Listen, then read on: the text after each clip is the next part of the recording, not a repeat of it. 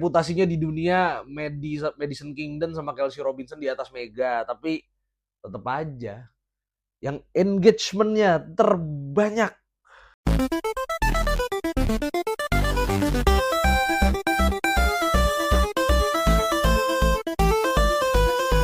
Halo Volley kita jumpa lagi di Volley Jenggot. Kali ini sudah masuk ke episode 4. Maaf, video di episode 4 ini agak telat ya, karena gue sempat kena diare di 3 hari ini ya.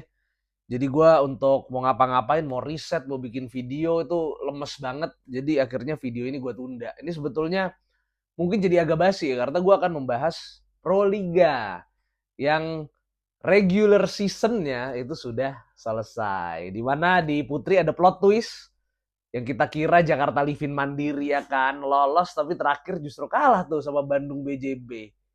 Akhirnya mereka nggak lolos. Dan akhirnya Petrokimia yang lolos. Dan kelolosan Petrokimia ini pasti diiringi kabar baik. Nah, kabar baiknya apa ya nanti? Ada di menit berikutnya lah. Akan gue sampaikan apa kabar baik. Yang jelas berkaitan sama Megawati Hangestri pastinya. Terus untuk Jakarta Livin Mandiri, sayang mereka bisa membangun tim yang sebetulnya sangat bagus. Banyak pemain-pemain jagonya Wahana di situ, ditambah ada Wilda. Tapi akhirnya mereka yang udah lama ada di 4 besar, di pekan terakhir harus melorot dan disalip sama Petrokimia. Ini tentu saja hasil yang cukup sedih, terutama untuk Wilda ya. Karena kita tahu ini adalah musim terakhir Wilda. Wilda setelah Pro Liga 2024 memutuskan untuk pensiun dari volley. Apalagi rekor streak juaranya putus. Karena kita tahu Wilda ini sejak atau setelah pandemi dia tidak pernah gagal juara ya. Di 2022 juara sama BJB, 2023 juara sama BJB, 2024 juara sama Jakarta Bin. Nah sayangnya di 2025 mereka Wilda gagal juara sama Jakarta Livin Mandiri. Yang jelas happy retirement untuk Wilda. Prestasinya luar biasa memang, gelar Pro Liganya banyak, 8 ya kalau nggak salah ya. Kalau nggak salah tuh 8 gelar. Ntar gue takut salah nih. Wilda tuh 8 gelar. Pokoknya banyak banget gelar Pro Liganya Wilda itu. Ntar gue lihat dulu deh biar biar pas gitu. Kayaknya sih 8 nih. Kayaknya sih dia 8. Gelar Pro Liganya itu wait. Nah ini nih. Gelar Pro Liganya itu 7 gelar Pro Liga. Dan dia juga waktu Jakarta Electric PLN hat-trick juara di 2015, 2016, 2017. Middle blocker andalannya juga Wilda. Waktu Popsivo juara di 2019, menang dramatis lawan Pertamina, Wilda juga ada di situ. Jelas Wilda ini adalah middle blocker yang sangat berprestasi. Jadi sangat wajar kalau dia dijuluki sebagai Ratu Pro Liga karena dia jarang gagal juara Pro Liga. Yang jelas Final Four gimana nih? Nah, Final Four baru akan dimulai setelah bulan Ramadan. Setelah Lebaran lah.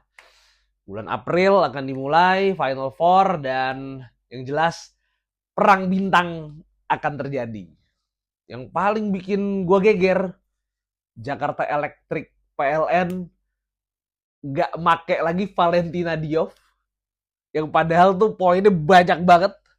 Dia masuk jajaran top scorer 10 besar. Gue lihat dulu nih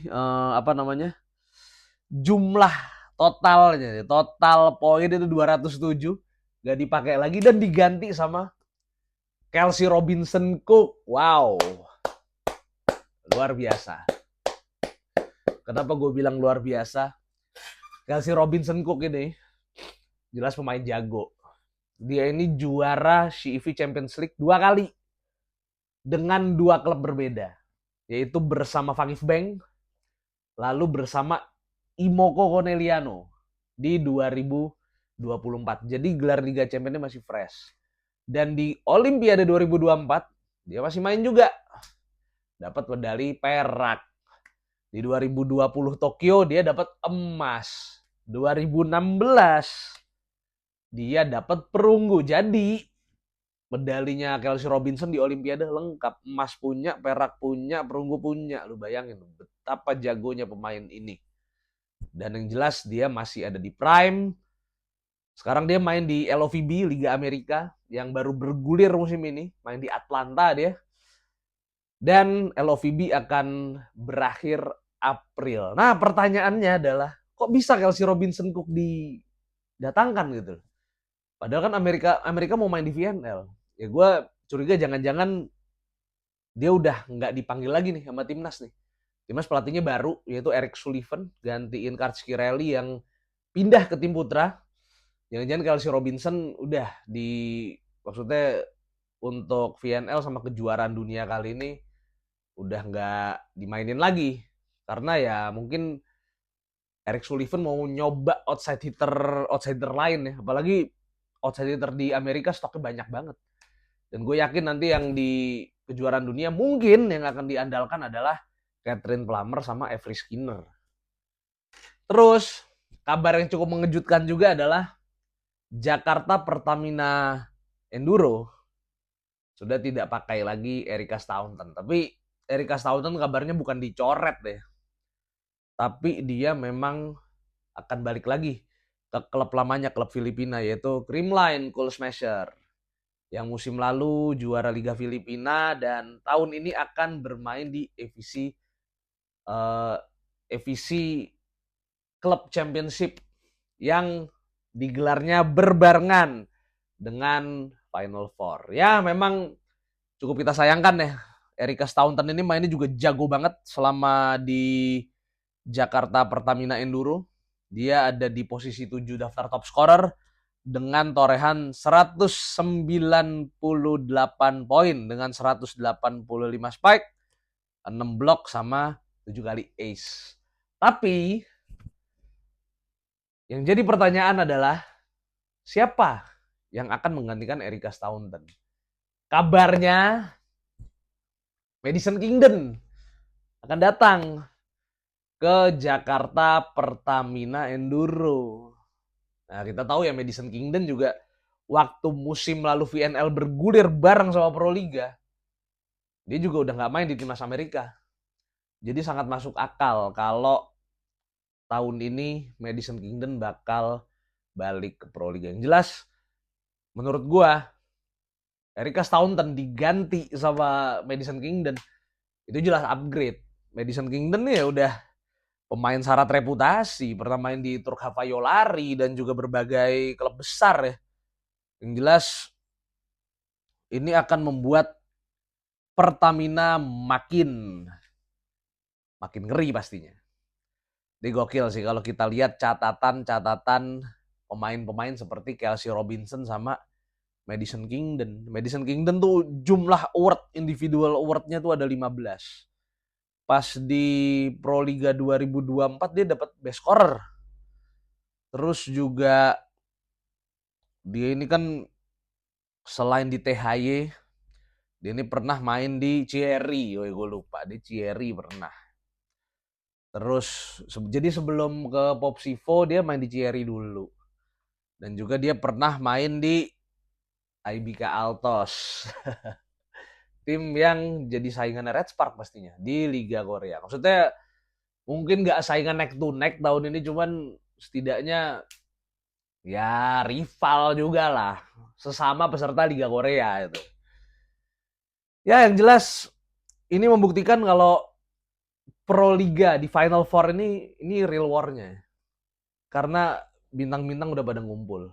Ditambah dengan lolosnya Petrokimia, Megawati Hangestri, Pertiwi, atau yang biasa disapa Mega, akan main di Proliga tahun ini.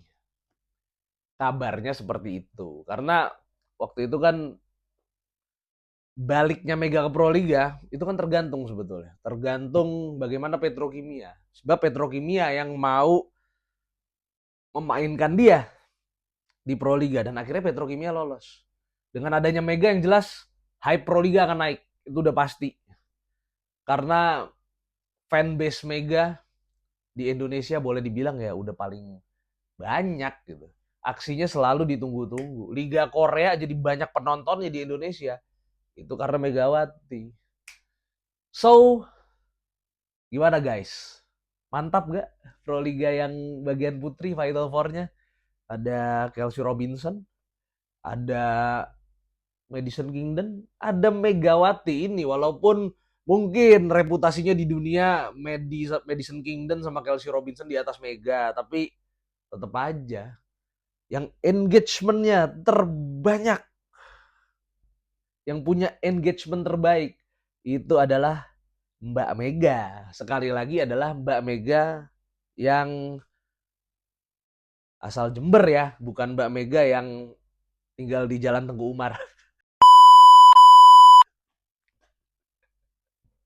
Canda. Dan kalau Putra gimana nih? Nah, Putra ini waktu regular season jujur aja karena cuma 4 tim yang ikut, ini gak seru ya. Sangat-sangat tidak seru karena dari 5 tim nih. Bayangkara, Lavani, Palembang Bang Sumsel Babel, terus Jakarta Garuda sama Lavani. Udah ketaker yang lolos siapa? Yang lolos sudah pasti Bayangkara, Lavani, Palembang Bang Sumsel Babel sama kok gue ngeblank sama Surabaya Samator. Jadi udah dipastikan itu karena Jakarta Garuda ini tim yang orientasinya membina, tidak menargetkan lolos ke Final Four. Jadi udah dipastikan yang lolos adalah 4 tim itu, yaitu Lavani, Bayangkara, Samator sama Palembang Bang Sumsel Babel. Nah, inilah yang membuat tim kayak Palembang Bang Sumsel Babel sama Bayangkara itu di sepanjang regular season cuman mempekerjakan satu pemain asing. Walaupun Palembang Bang Sumsel Babel belakangan datengin Bradley Gunter ya, tapi kan nyaris di seluruh fase reguler mereka cuma diperkuat satu pemain asing. Begitu juga Bayangkara yang cuma diperkuat Saber Kazemi. Nah, pada regular season Lavani jadi juara dengan 8 dengan 8 kemenangan. Ini berarti dari 8 kali main, 8-8-nya menang. Ini luar biasa. Bayangkara dari 8 kali main, kalah 2 kali, dua-duanya lawan Lavani. Tapi Lavani tidak boleh senang dulu. Karena di Final Four, Numori Keita akan datang. Semuanya tahu lah bagaimana gilanya itu Numori Keita. Tahun lalu ingat, Lavani 2 kali di reguler, 2 kali di Final Four, ngalahin Bayangkara. Di final, dihajar habis-habisan kan sama Keita. Keita sekarang main di Verona, itu juga masih mind blowing gitu jagonya. Dia mencetak rekor, di 3 pertandingan Coppa Italia, dia mencetak 90 poin. Berarti 30 poin per pertandingan dalam 3 pertandingan itu. Jadi kualitasnya kita udah tahu lah ya. Dan yang harus dicatat adalah dia adalah pemain pertama yang melakukan itu. 90 poin dalam 3 pertandingan di Coppa Italia. Jelas Lavani gak boleh santai. Lavani harus bisa menemukan formula untuk menghentikan Numori Keita. Tahun lalu kan udah sempat ketemu, udah ngerasain gimana dahsyatnya pemain ini. Gue sih cukup yakin Lavani pasti sudah mengantisipasi. Apalagi kabar datangnya Keita ini kan udah cukup lama ya. Pastinya sudah diantisipasi, sudah dijaga-jaga lah gitu sama Lavani. Untuk Putra sendiri sih prediksi gue final tetap Lavani lawan Bayangkara ya. Karena kekuatan 2 tim ini memang di atas pesaing-pesaingnya, termasuk Palembang Bang Sumsel Babel dan juga Samator. Tapi Palembang Bang Sumsel Babel ingat, mereka juga punya materi pemain yang sangat bagus. Lokalnya bagus, asingnya juga sudah lengkap. Ada Bradley Gunter sama ya masih ada Mihailo Stankovic. Terus ya lokalnya kita tahu ya ada Sigit Ardian. Terus ada pemain-pemain kayak Cep Indra dan lain-lain. Jadi Palembang Bang Sumsel Bubble, walaupun di regular season ini cuman meraih 2 kemenangan, tapi potensi jadi kuda hitamnya lumayan tinggi. Nah, yang mengkhawatirkan adalah Samator. Karena mereka baru saja berpisah sama YSL Punales, pemain asingnya. Nah, sampai sekarang sih belum ada hilal di siapa yang akan menggantikan Punales. Nah, kalau nanti penggantinya udah ketahuan baru tuh kita akan bahas lagi masalah Samator. Apakah mereka punya kekuatan yang cukup buat buat ini ya, punya kekuatan yang cukup untuk menandingi 3 rivalnya di babak Final Four. Tapi yang sedikit gue sayangkan di Final Four kali ini, Popsivo ya. Mereka berpisah dengan Betania de la Cruz. Wah, Betania de la Cruz juga catatannya mengerikan di fase reguler. Parah ini. Jadi dia itu, gue lihat dulu catatan poinnya, 3 besar top scorer. 208 poin di bawah Madeline Guillen sama Neriman Ozai rekan setimnya. Nah, ini gue jadi agak takut sama Popsivo ya. Popsivo musim lalu kan juga kenceng tuh di regular season. Tapi melorot begitu masuk Final Four. Nah, tahun ini dengan tidak hadirnya atau dengan hengkangnya Betania de la Cruz sebelum Final Four, gue khawatir hal itu kembali terjadi.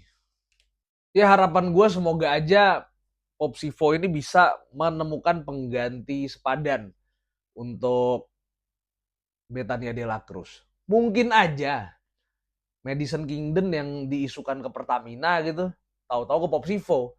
Apalagi kan mereka sudah punya ikatan nih. Popsivo sama Madison Kingdom udah punya ikatan, udah pernah bekerja sama, punya pengalaman kerja sama di musim lalu dan itu punya kesan yang baik. Yang jelas nantikan terus konten-konten dari gue dan nantikan terus Final Four. Kira-kira menurut kalian bagaimana nih persaingan di Final Four abis lebaran nanti? Siapa yang akan lolos ke final dan siapa yang akan masuk ke perebutan tempat 3 dan 4 dari hasil Final Four ini? Oke guys, itu dulu konten dari gue. Sampai jumpa di Volley Jenggot episode berikutnya.